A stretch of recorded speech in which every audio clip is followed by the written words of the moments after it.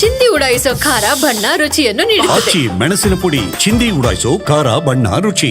ಶಿವಮೊಗ್ಗದ ಸಿಗಂದೂರು ಕೇಬಲ್ ಸೇತುವೆ ಲೋಕಾರ್ಪಣೆಯಾಗಿದೆ. ಕೇಬಲ್ ಸೇತುವೆ ಉದ್ಘಾಟಿಸಿದ್ದಾರೆ ಕೇಂದ್ರ ಹೆದ್ದಾರಿ ಸಚಿವ ನಿತಿನ್ ಗಡ್ಕರಿ. ಕೇಂದ್ರ ಸಚಿವ ಪ್ರಹ್ಲಾದ್ ಜೋಶಿ ಕೂಡ ಇದ್ದರು. ಮಾಜಿ ಸಿಎಂ ಯಡಿಯೂರಪ್ಪ, ಬಿಜೆಪಿ ರಾಜ್ಯಾಧ್ಯಕ್ಷ ವಿಜೇಂದ್ರ, ಶಿವಮೊಗ್ಗ ಸಂಸದ BY ರಾಘವೇಂದ್ರ ಕೂಡ ಹಾಜರಿದ್ದರು.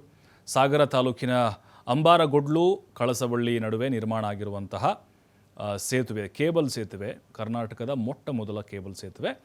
ನೋಡಿ, ಚೌಡೇಶ್ವರಿ, ಸಿಗಂದೂರು ಚೌಡೇಶ್ವರಿ ಅಮ್ಮನವ್ರ ಹೆಸರು ನಾಮಕರಣವನ್ನು ಮಾಡಿದ್ದಾರೆ. ಇನ್ನು ಕಾರ್ಯಕ್ರಮದಿಂದ ಕಾಂಗ್ರೆಸ್ ಅಂತರವನ್ನು ಕಾಯ್ದುಕೊಂಡಿತ್ತು. ಸಿದ್ದರಾಮಯ್ಯನವರು ಕೂಡ ಫುಲ್ ಗರಂ ಆಗಿದ್ದಾರೆ ಈ ವಿಚಾರಕ್ಕೆ ಸಂಬಂಧಪಟ್ಟಂತೆ. ಹಾಗಾದರೆ ಈ ಸೇತುವೆಯ ವಿಶೇಷತೆ ಏನು ಅನ್ನೋದು ಕೂಡ ನಾವು ನೋಡಬೇಕಾಗತ್ತೆ. ಯಾಕಂದರೆ ಮಲೆನಾಡಿಗರ ದಶಕಗಳ ಕನಸಿದು. ಯಾಕಂದರೆ ಸುತ್ತಾಕೊಂಡು ಹೋಗಬೇಕಾಗಿತ್ತು. ಮತ್ತು ಅಲ್ಲಿ ಸಿಗಂದೂರು ಚೌಡೇಶ್ವರಿಯ ಅಮ್ಮನವರ ದರ್ಶನಕ್ಕೆ ಬರುವಂಥ ಭಕ್ತಾದಿಗಳು ಅಲ್ಲಿ ದೊಡ್ಡ ಬೋಟ್ ಮೂಲಕ ಹೋಗುವಂಥ ಒಂದು ವ್ಯವಸ್ಥೆ ಇತ್ತು. ಸಾಕಷ್ಟು ಅನಾನುಕೂಲ ಆಗ್ತಾ ಇತ್ತು. ಜೊತೆಗೆ ಅಲ್ಲಿ ಸುತ್ತಮುತ್ತಲಿರುವಂಥ ಗ್ರಾಮಸ್ಥರು ಕೂಡ ಸಾಕಷ್ಟು ವರ್ಷಗಳಿಂದ ಅವರು ಒತ್ತಡವನ್ನು ಹಾಕ್ತಾನೇ ಇದ್ದರು. ಈಗ ಅದಕ್ಕೆ ಕಾಲ ಕೂಡಿ ಬಂತು. ಈಗ ಉದ್ಘಾಟನೆಯನ್ನು ಗಡ್ಕರಿ ಅವರು ಮಾಡಿದ್ದಾರೆ. ಈ ಸೇತುವೆಯ ವಿಶೇಷತೆ ಏನು ಹಾಗಾದರೆ? ಕರ್ನಾಟಕದಲ್ಲಿ ಅತಿ ಉದ್ದದ ಕೇಬಲ್ ಸೇತುವೆ ಇದು. ನೋಡಿ, ಕರ್ನಾಟಕದಲ್ಲಿನೇ ಅತಿ ಉದ್ದದ ಸೇತುವೆ ಇದು. ದೇಶದಲ್ಲಿ ಎರಡನೇ ಅತಿ ಉದ್ದದ ಕೇಬಲ್ ಬ್ರಿಡ್ಜ್ ಇದು. ನೋಡಿ, ಓವರಾಲ್ ಇಂಡಿಯಾದಲ್ಲೇ ಸೆಕೆಂಡ್ ಇದು. ಇದರ ಉದ್ದ 2.44 ಕಿಲೋಮೀಟರ್ ಇದೆ. 16 ಮೀಟರ್ ಅಗಲ ಇದೆ. 473 ಕೋಟಿ ರೂಪಾಯಿ ವೆಚ್ಚದಲ್ಲಿ ಇದನ್ನು ನಿರ್ಮಾಣ ಮಾಡಿದ್ದಾರೆ. ಲಿಂಗನಮಕ್ಕಿ ಡ್ಯಾಮ್ನ ಶರಾವತಿ ಹಿನ್ನೀರು ವ್ಯಾಪ್ತಿಯಲ್ಲಿ ನಿರ್ಮಾಣ ಮಾಡಿದ್ದಾರೆ. ಸಿಗಂದೂರು ಚೌಡೇಶ್ವರಿ ದೇಗುಲಕ್ಕೆ ಈ ಬ್ರಿಡ್ಜ್ ಸಂಪರ್ಕ ಕಲ್ಪಿಸುತ್ತೆ. ಕರೂರು, ಬಾರಂಗಿಯ ಹೋಬಳಿಯ ಗ್ರಾಮಗಳಿಗೆ ಇದು ಅನುಕೂಲ ಆಗಲಿದೆ. ಸಾಕಷ್ಟು ವರ್ಷಗಳಿಂದ ಆ ಭಾಗದ ಜನ ಕಾದು ಕೂತಿದ್ರು ಯಾವಾಗ ಆಗುತ್ತೆ ಅಂತೇಳಿ. ಬಟ್ ಈಗ ಅವರೆಲ್ಲರ ಕನಸು ಈಡೇರಿದೆ. ಕರ್ನಾಟಕದ ಅತಿ ಉದ್ದನೆಯ ಕೇಬಲ್ ಸೇತುವೆ ಇದು. ಯಾಕಂತ ಹೇಳಿದ್ರೆ ಇದರ ಮೇಲೆ ಓಡಾಡುವಂಥವ್ರಿಗೆ ಒಂದು ಒಳ್ಳೆಯ ಅನುಭವ ಆಗುತ್ತೆ. ಅದಕ್ಕಿಂತ ಆ ಭಾಗದ ಜನರೇನಿದ್ದಾರೆ, ಹಳ್ಳಿಗರಿದ್ದಾರಲ್ವ, ಅವರು ಸಣ್ಣ ಸಣ್ಣ ಬೋಟ್ಗಳನ್ನು ಅವಲಂಬಿಸಿದರು, ಮತ್ತು ಆ ಲಾಂಜನ್ನು ಅವಲಂಬಿಸಿದರು, ಮತ್ತು ಪ್ರವಾಸಿಗರಿಗೆ ಭಾಳ ಹೊಡೆತ ಕೊಡ್ತಾ ಇತ್ತು. ಇದರಿಂದ ಸಾಕಷ್ಟು ಅನುಕೂಲ, ಪ್ರವಾಸೋದ್ಯಮಕ್ಕೂ ಕೂಡ ಆದಾಯ ಹರಿದು ಬರೋದು ನಿಶ್ಚಿತ.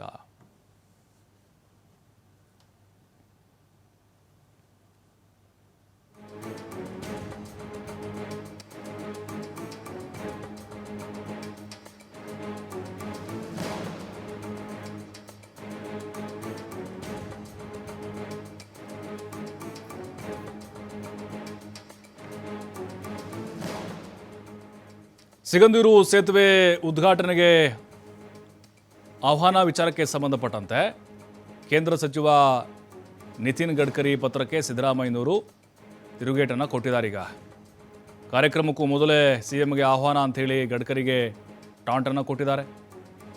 ನನಗೆ ಆಹ್ವಾನ ನೀಡೋದಕ್ಕೂ ಮುಂಚೆ ಆಹ್ವಾನ ಪತ್ರಿಕೆ ಪ್ರಿಂಟ್ ಆಗಿದೆ. ಅದರಲ್ಲಿ ನನ್ನ ಹೆಸರು ಹಾಕಿ ಹಂಚಲಾಗಿದೆ. ನನಗೆ 11ನೇ ತಾರೀಕು ಅಂದರೆ 3 ದಿನ ಮುಂಚೆ ಆಹ್ವಾನ ಬಂದಿದೆ. ಬೇರೆ ಕಾರ್ಯಕ್ರಮ ಇದೆ ಅಂತ ಅದೇ ದಿನ ನಾನು ತಿಳಿಸಿದ್ದೇನೆ. ನಮ್ಮ ನೀರಾವರಿ ಯೋಜನೆ ಅಭಿವೃದ್ಧಿ ಬಗ್ಗೆ ಬದ್ಧತೆ ಹೊಂದಿದ್ದೇನೆ. ಅದಕ್ಕೆ ಇಂದಿನ ಕಾರ್ಯಕ್ರಮದಲ್ಲಿ ನಾನು ಭಾಗಿಯಾಗಿದ್ದೇನೆ. ನನ್ನ ರಾಜ್ಯದ ಅಭಿವೃದ್ಧಿಗೆ ಕೇಂದ್ರದ ಪಾಲುಗಾರಿಕೆ ಬಯಸ್ತೇನೆ. ಮುಂದಾದರೂ ಕೇಂದ್ರ ಗೌರವ ಎತ್ತಿ ಹಿಡಿಯುತ್ತೆ ಅಂತ ನಾನು ಭಾವಿಸಿದ್ದೇನೆ ಅಂತ ಕೇಂದ್ರ ಸಚಿವ ನಿತಿನ್ ಗಡ್ಕರಿಗೆ ಟ್ವೀಟ್ ಮೂಲಕ ಸಿದ್ದರಾಮಯ್ಯನವರು ಉತ್ತರವನ್ನು ಕೊಟ್ಟಿದ್ದಾರೆ. ಅಂದರೆ ಇದರಲ್ಲೂ ಕೂಡ ರಾಜಕೀಯ ಜಟಾಪಟಿ ಶುರುವಾಗಿತ್ತು. ಸಿದ್ದರಾಮಯ್ಯನವರಿಗೆ ಆಹ್ವಾನವನ್ನು ಕೊಟ್ಟಿಲ್ಲ, ಬರೀ ಕೇಂದ್ರ ಸರ್ಕಾರವೇ ಅಂದರೆ BJPನೇ ಇದನ್ನು ಕ್ರೆಡಿಟನ್ನು ತೆಗೆದುಕೊಳ್ತಾ ಇದೆ ಅಂಥೇಳಿ. ಮತ್ತು ಗಡ್ಕರಿ ಅವರು ಕೂಡ ಇಲ್ಲ, ಆಹ್ವಾನವನ್ನು ಕೊಟ್ಟಿದ್ವಿ ಅಂತ ಅವರ ಒಂದು ಸಂದೇಶ. ಅದಕ್ಕೆ ಸಿದ್ದರಾಮಯ್ಯನವರು ಉತ್ತರ ಕೊಟ್ಟಿದ್ದಾರೆ.